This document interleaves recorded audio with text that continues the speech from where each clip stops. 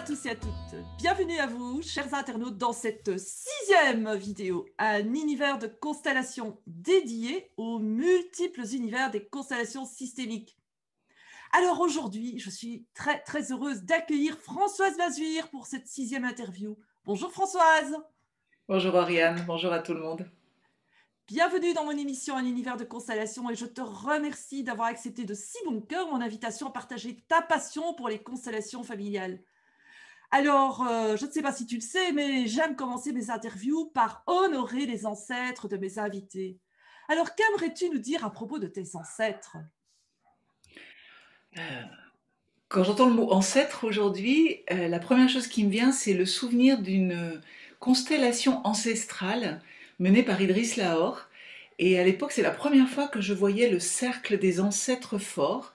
C'est une constellation qui permet de reconnecter la force de nos lignées, là où parfois elle est bloquée, là où on a l'impression de manquer de force pour avancer dans notre vie, résoudre les situations.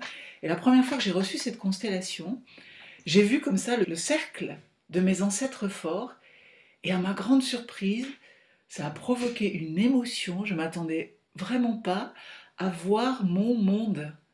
Et j'ai compris ce jour-là que mes ancêtres, alors que c'était quelque chose d'assez abstrait jusque-là, c'est en réalité quelque chose de très concret, une force très réelle qui est arrivée jusqu'à moi et qui m'a donné des ailes pendant les mois suivants pour réaliser un projet que j'avais en cours. Et aujourd'hui, quand je pense à mes ancêtres, je revois ce cercle et je peux encore ressentir la force qui me vient de là. Magnifique et tellement important dans notre époque actuelle de se reconnecter à cette énergie d'amour et de vie qui vient de nos ancêtres parce que ça nous donne effectivement cette force dont nous avons tellement besoin. Et la deuxième chose que je trouve vraiment très importante, en tant que praticienne aussi, en constellation, c'est d'honorer les personnes qui ont contribué à la formation de mes invités. Et je dois dire que pour le moment, tu es la toute première invitée de cette, série, d'interviews, qui a été formée par Idriss Lahore. Alors, Idriss Lahore, c'est vraiment un grand monsieur des constellations, comme Bert Hellinger. Et en plus, c'est incroyable, je dirais, parce que le hasard de la vie a fait qu'il est parti pour l'autre monde juste quelques mois après Bert Hellinger. Alors, qu'est-ce que tu pourrais nous dire à propos de Idriss Lahore? Brice Lahore, c'est un véritable inspirateur pour moi, un grand monsieur, comme tu dis, et qui rayonnait comme ça dans ses pratiques, à la fois la force, le calme, à la fois l'enthousiasme et l'amour de de tous ceux qui étaient là, de tout ce qu'il faisait. Il avait une façon de s'engager complètement dans tout ce qu'il transmettait, dans tout ce qu'il enseignait, qui dépassait bien largement les constellations familiales, puisque c'est une partie simplement de son enseignement. Et je dirais que tout ce qu'il touchait était transformé en or.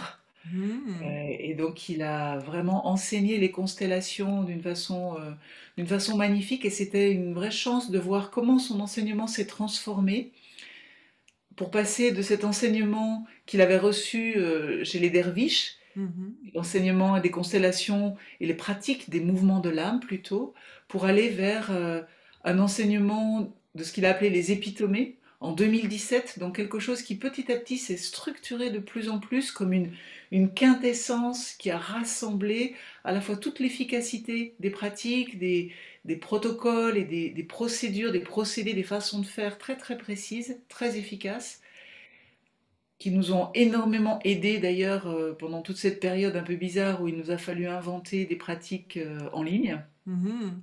Tout à fait.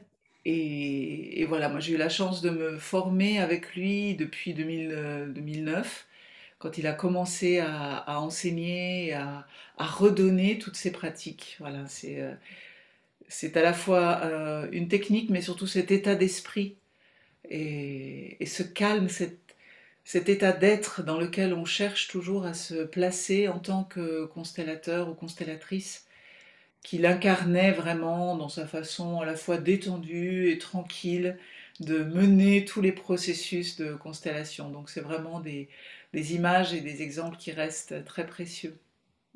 C'est beau ce que tu nous partages. Et d'ailleurs, c'est amusant parce que hier, je donnais un webinaire avec mes étudiants et il y en a un qui m'a demandé, est-ce que pratiquer les constellations, ça rend philosophe? Et moi, j'ai trouvé ça vraiment très, très chouette comme question parce que moi, en ce qui me concerne, je trouve que ça nous rend plus sages. Est-ce que tu partages cette perception des constellations? Ah oui, sans aucun doute. Sans aucun doute, pour moi, c'est une sagesse qui est une posture de vie, parce qu'au-delà de la technique, les constellations familiales sont vraiment un état d'esprit et un certain regard sur la vie, sur le monde. Moi, ce que j'ai appris en pratiquant cet outil, et en regardant pratiquer Idriss Lahore et en écoutant tous les grands principes qui traversent les pratiques, les systèmes, la nécessité d'harmoniser constamment, bah, le grand enseignement, c'est d'inclure. Inclure Hmm. encore et toujours, inclure tout ce qui vient, inclure même ce qu'on voudrait surtout mettre à distance et rejeter, Hmm. inclure et chercher une bonne place en nous, même quand on voudrait se protéger souvent, hein. Oui.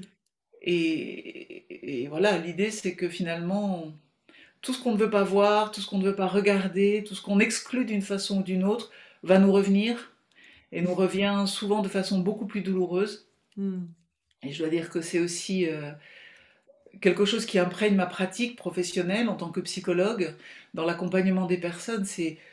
Je pourrais dire qu'aujourd'hui, mon travail de psychologue, je pourrais le définir comme comment amener les personnes à cet endroit intérieur où on trouve le courage suffisant pour aller regarder et se mettre en face de ce qui nous a fait mal, de ce qui nous fait peur, de ce qui nous rend triste, le Hmm. regarder en face pour pouvoir le dépasser. Et ça, sans aucun doute, c'est une forme de sagesse, parce que c'est la loi de la vie, hein, c'est la grande loi de tout ce qui nous entoure, ce qui est, est. Oui. Alors, on peut prendre des raccourcis plutôt que de faire de grands détours en essayant d'éviter, de passer par-dessous, de mettre sous le tapis. On peut tout de suite mettre devant nous ce qui est là et se dire, ok, ça me déplaît pas, c'est triste, c'est moche, c'est douloureux, mais c'est. Alors je vais le prendre et je vais l'accueillir dans un endroit en moi qui va pouvoir tout transformer. Et ce que j'ai vraiment appris à travers les constellations familiales, c'est que la réalité, c'est mon regard qui l'a fait et qui la transforme. Ce Mhm. qui est douloureux, ce qui est mauvais ou méchant, je peux le prendre en moi et c'est en moi que ça va être transformé. Et c'est vrai des relations, c'est vrai des situations, c'est vrai aussi des maladies, c'est vrai de toutes ces choses avec lesquelles, qui provoquent souvent nos souffrances humaines, hein. Oui, quand je t'écoute, je pense au mot alchimie, comme Mm, si nous alchimisions tout cela en nous ouais, et que ça nous permet d'accepter ce qui est. Euh, mm. Oui, c'est cette idée que j'aime beaucoup, c'est que souvent on a besoin, nous, de voir des choses belles, par exemple, pour être touché par la beauté. hmm. Et puis peut-être qu'il existe un endroit où on peut avoir la beauté dans le regard. Et c'est mon regard qui va rendre beau tout ce que je vois. On le sait bien, quand on aime quelqu'un, par exemple, on dit qu'on est aveugle, mais parce que notre regard transforme et ne voit que la beauté. J'ai mon regard, j'ai la beauté dans mon regard. Et apprendre à poser ce regard sur le monde, apprendre à voir que tout est parfait parce que tout est là, tout a une place dans ce monde. Et ben, c'est un chemin. C'est un chemin, mais qui rend la vie tellement plus douce, tellement plus conciliante, tellement plus agréable. Chemin de sagesse, certainement. Hmm. D'ailleurs, tu parlais de Bert Hellinger, hein, qui était un grand monsieur aussi, qui avait beaucoup de sagesse et cette connaissance de la vie. Et Idriss Lahore était sans aucun doute aussi l'un de ces grands sages comme ça, qui peuvent transmettre une philosophie de vie à travers un savoir-être qui est vraiment ce qu'on essaye ensuite d'incarner au meilleur niveau, pas seulement dans les constellations ou dans la pratique d'ailleurs, mais dans sa vie de tous les jours, quand je rencontre les gens les plus proches de moi, ma famille, les gens que j'aime, les personnes avec lesquelles je travaille, tout ce que je rencontre. Cet état d'esprit peut vraiment être une façon de rencontrer le monde. Hmm. Je dirais qu'il n'y a plus grand-chose à dire après tout ce que tu nous partages de profond, de sage et je crois que ça c'est vraiment important ce que tu nous as dit, c'est la beauté est d'abord dans nos yeux, elle n'est pas à l'extérieur de nous, elle est dans nos yeux et nous la projetons sur ce qui nous entoure et pourquoi projeter la laideur si en nous nous avons de la beauté. Donc, c'est vraiment franchement, je crois que j'oublierai jamais ce que tu nous as partagé à propos de cette manière de regarder ce qui nous entoure, ce qui fait notre monde. Tout cela m'amène à aborder ce domaine dans lequel tu travailles, c'est l'enfance et ton intérêt pour la protection de l'enfance. Alors, je me pose la question de comment fais-tu pour travailler avec les enfants ou les parents, les éducateurs ou peut-être tous? Comment fais-tu pour amener les constellations? Voilà, je suis curieuse. Et je pense que nos internautes aussi sont curieux et ont envie de savoir. Alors, la protection de l'enfance, j'y suis arrivée quand je suis rentrée d'Amérique du Sud, où j'ai travaillé longtemps, je m'étais formée à la thérapie familiale. Et il se trouve que je suis arrivée en France à une époque où les, les structures d'aide, et en particulier les maisons d'enfants, commençaient à s'ouvrir à l'approche systémique. Donc à la nécessité d'inclure le travail avec les parents, parce qu'on ne peut trouver la paix, et c'est l'un des grands principes systémiques, hein, tu le sais, Oriane, c'est que le système est prioritaire sur l'individu, et que les difficultés que les enfants manifestent sont toujours en lien avec, ont un sens Hmm. pour le système auquel ils appartiennent. Créer du mieux-être pour les enfants, c'est de toute façon veiller à ce que l'ensemble de leur système soit équilibré. Et ça, c'est quand même très révolutionnaire parce que on vient de où la protection de l'enfance venait de toute une philosophie dans laquelle il fallait extraire l'enfant de sa famille, le réparer de ses parents malveillants, un peu Hmm. qui avaient abîmé l'enfant ou qui n'étaient pas adéquats, et ensuite on le remettait dans la famille. Mais bien évidemment, quand on connaît les principes des systèmes, on sait que ça ne marche pas comme ça. Que l'enfant, quand il retourne dans sa famille, il va d'abord être loyal au système auquel il appartient et donc répéter les comportements, ramener à nouveau les difficultés. Donc c'est un grand mouvement qui aujourd'hui est très ancré en France dans la protection de l'enfance que d'inclure les familles et de se dire il faut que l'ensemble de la famille trouve un équilibre meilleur, pas seulement l'enfant. Donc il va Hmm. falloir faire quelque chose avec les parents. Et ça, c'est un grand défi, parce que dans la protection de l'enfance, on rencontre des vrais, de ces situations pour lesquelles on aimerait vraiment dire, ah non, ce père qui est abuseur, Hmm. on ne veut surtout plus le voir, ou cette mère, elle est abandonnante, ou on regarde parfois avec un peu de condescendance, voire un jugement, parce qu'en réalité, le jugement va très vite en nous. Ah, ses parents alcooliques, mais comment peut-on faire ça à un enfant?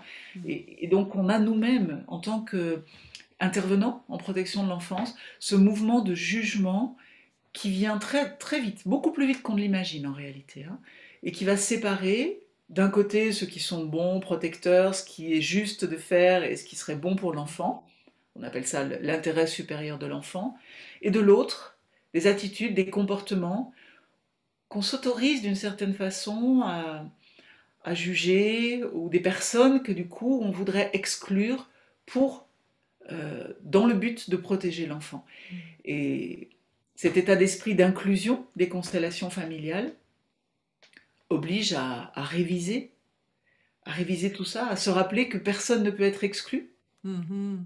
parce que nous savons que ce père maltraitant qu'on va exclure, même si on n'en parle plus du tout, même si on fait comme s'il n'avait jamais existé, à partir du mouvement et de la volonté qui dit non, moi je veux tourner la page maintenant, commencer une nouvelle vie. On entend souvent les gens Hmm. dire des choses comme ça. Nous savons que si on exclut, bah, c'est peut-être un petit enfant ou un autre descendant qui va se charger de ramener la mémoire de ce père maltraitant qu'on a voulu exclure. Donc il va falloir l'inclure et lui chercher une bonne place. Oui. Une place juste qui, évidemment, demande de protéger les personnes qui sont maltraitées et protéger les enfants, bien évidemment. Mais inclure, ça ne veut pas dire vivre avec. inclure, ça veut dire reconnaître ce que chacun a donné et faire une juste place à ce que les parents ont fait pour les enfants. Et au minimum, ils ont fait une chose essentielle, ils ont donné la vie. Mm. Et on peut respecter ça en chacun. C'est vraiment la partie respectable dans chacun. Et pour un enfant, il est essentiel de savoir que les personnes qui les accompagnent, les, les éducateurs par exemple, ont ce respect de la vie qui leur vient à travers leur père et leur mère, quoi qu'aient fait ses parents. Oui. Ou quoi qu'il n'ait pas fait d'ailleurs, hein. Et donc c'est déjà cet état d'esprit. Alors moi aujourd'hui, je travaille en protection de l'enfance après avoir travaillé dans une maison d'enfants. Je travaille maintenant en accompagnement d'équipe, Ah oui. en supervision d'équipe. Et Mhm. donc c'est à la fois cet état d'esprit que j'ai à cœur de transmettre dans nos échanges, dans les réflexions, dans les pratiques et dans ce qu'ils mettent en œuvre dans l'accompagnement quotidien des enfants. Et c'est aussi l'outil de la mise en représentation. Moi, je l'utilise volontiers dans le travail de supervision. Ah oui. Parce que très souvent, une des choses qui nous coince un peu en tant qu'intervenant, qui nous limite dans notre approche des situations, dans notre compréhension des situations, c'est aussi les discours que l'on tient à propos des situations. Et pour avoir longtemps bourlingué dans beaucoup d'institutions, hein, en tant que superviseuse, je vois bien comment euh, à propos des familles, on a tendance à tenir un discours qui se répète, qui désigne justement, hein, les compétences, les fragilités, qui va rechercher les failles, les problèmes qu'il va falloir aller traiter. Et notre discours a tendance à nous enfermer Mm. dans un regard qui reste un peu toujours le même finalement. Alors que la mise en représentation permet tout à coup d'accéder à des éléments, des compréhensions, des informations que l'on n'avait pas du tout. Et par exemple, un éducateur ou une éducatrice qui représente une jeune fille et qui, dans cette représentation, à travers ses perceptions représentatives, va faire l'expérience du mouvement de cette fille qui cherche à aller rencontrer son père qui l'a malmenée, par exemple, Mhm. et qui a besoin de ce lien. Mais je pense que ça participe vraiment à devenir un peu plus sage, comme tu disais, hein, c'est-à-dire ça participe pour un professionnel à se rappeler que ce père-là a une place dans le cœur de sa fille. Et que Mhm. les enfants, quoi qu'aient fait leurs parents, ils ont toujours ce mouvement profond qui recherche le lien d'amour avec le père et la mère. Et je pense que cette expérience de mise en représentation, et des éducateurs témoignent de ça, de comment est-ce que ça leur permet de transformer leur regard et donc leur façon de parler aussi des parents, même quand les Mhm. situations sont compliquées, difficiles ou douloureuses. Oui. Oui, ça me fait penser à un mot, c'est humilité. C'est comment être un éducateur qui reste humble, qui ne se tient pas trop grand, comme on dit en constellation, parce que lorsque nous nous tenons trop grand, nous commençons à juger. Oui. Nous commençons à exclure aussi et à être dans cette notion de bien et de mal. Mm. Il y a des choses qui sont bien et des choses qui sont mal, mais finalement, notre vie, elle est faite d'ombre et de lumière. Mm. Et quand on vient dans une famille avec un mandat social de protection de l'enfance, une situation dans laquelle, par nature, les parents sont désignés comme étant incompétents et l'éducateur vient et devrait donner des conseils et est supposé savoir mieux, tout cet enjeu de pouvoir souvent entre les parents et les aidants, on va dire, hein, Mhm. définit une situation dans laquelle on peut très facilement se sentir, même à notre insu, en position haute. Oui. Et se remettre en position basse, se remettre en position de découvrir, d'accueil, d'inclusion et Mhm. d'humilité, c'est, je pense, un des grands pas que l'on peut faire dans l'accompagnement des situations. Waouh, en tout cas, c'est vraiment très inspirant tout ce que tu nous partages. Et je pense que ça va inspirer nos internautes qui nous suivent, puisque il y a un peu de tout dans les internautes qui nous suivent. Il y a ceux qui découvrent pour la première fois les constellations, et puis il y a aussi nos collègues qui regardent cette série d'interviews.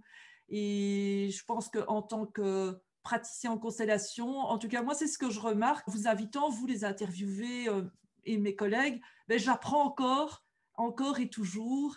Et ça m'enrichit très fort. Donc, je pense que ceux qui nous suivent vont aussi ressentir cet enrichissement. Et tout cela nous amène tout doucement au moment où tu peux nous en dire un peu plus à propos de tes services. Qu'est-ce que tu proposes? J'ai noté que tu habitais à Divonne-les-Bains, qui est une région magnifique de la France, au port de la Suisse, hein. Je pense que c'est pas très loin de Genève, hein, si je ne m'abuse. C'est tout près de Genève avec devant soi le lac Léman et les Alpes et le Oh, Mont Blanc. C'est un endroit magnifique, en effet, au pied du ah, Jura. Mm. super.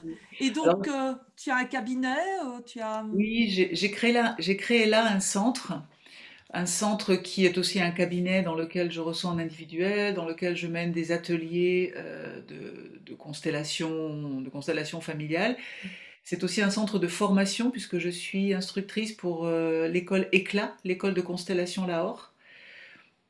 Donc je propose à cet endroit des cursus de formation ou Mhm, des stages, des week-ends à thème, par exemple bientôt là au mois de juillet.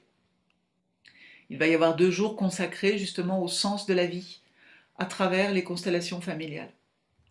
Venir se reposer les questions essentielles euh, qu'on oublie parfois, pris que nous sommes dans la course de notre quotidien. Donc se poser à nouveau pour regarder et se poser les questions essentielles. Et les constellations familiales sont, les placements, les mises en représentation sont vraiment un outil de choix pour ça. mhm. Et puis bah, comme beaucoup, et comme toi aussi, je sais Oriane que tu as fait ça, euh, on est passé en ligne, donc on a appris et réinventé le travail de constellation familiale en ligne. Donc je donne aussi régulièrement des ateliers sur Zoom, des Mhm. ateliers de constellation pour avancer vers cette paix, vers cette inclusion, vers cette réconciliation dont nous savons qu'elle est tellement précieuse dans un monde qui veut nous séparer, où chacun se retrouve de plus en plus sur son compte à soi. Eh Oui. bien, on peut vraiment cultiver, et pour moi c'est très précieux de cultiver cet état d'esprit qui nous rappelle que nous sommes constamment interdépendants et que la relation humaine est vraiment ce qui nourrit au plus profond de nous. Mm. Waouh! En tout cas, pour tous nos amis internautes, vous pouvez voir passer ici en dessous le lien du site de Françoise, www.françoise-mazur.fr. Et puis, vous allez en voir un autre qui est en lien avec le centre Influx. Voilà, donc ben, vraiment, on arrive vraiment à la fin de notre interview. Est-ce que tu aurais un message spécial pour nos auditeurs? Qu'aimerais-tu leur dire?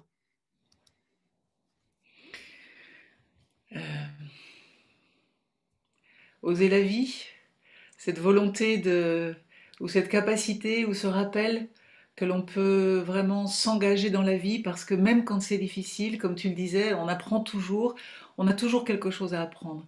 Et les événements douloureux qui demandent un vrai travail pour les réintégrer et pour leur trouver une bonne place sont vraiment nos maîtres, sont vraiment des moments et des occasions d'apprendre quelque chose de soi, de le transformer, de devenir plus riche, de construire un équilibre un peu à un meilleur niveau. Donc voilà, cette force et ce courage d'aller regarder et de savoir qu'on a toujours la force de dépasser ce que la vie nous a planté sur le chemin. Eh bien, sur cette parole qui invite à être plus sage et plus connecté à notre cœur, eh bien, je vous invite ben, à vous abonner à la chaîne YouTube. Je pense que là, vous pouvez ressentir combien ces interviews peuvent vous nourrir, à activer la petite cloche pour être informé des nouveautés publiées et surtout, si c'est possible, de partager cette vidéo avec vos amis, vos contacts, parce que moi, franchement, je vais vous le dire, hein, vous en seront reconnaissants. Et c'est le moment de se dire au revoir et à bientôt pour d'autres manières de consteller. Au revoir Françoise. Merci Oriane, au revoir, à bientôt.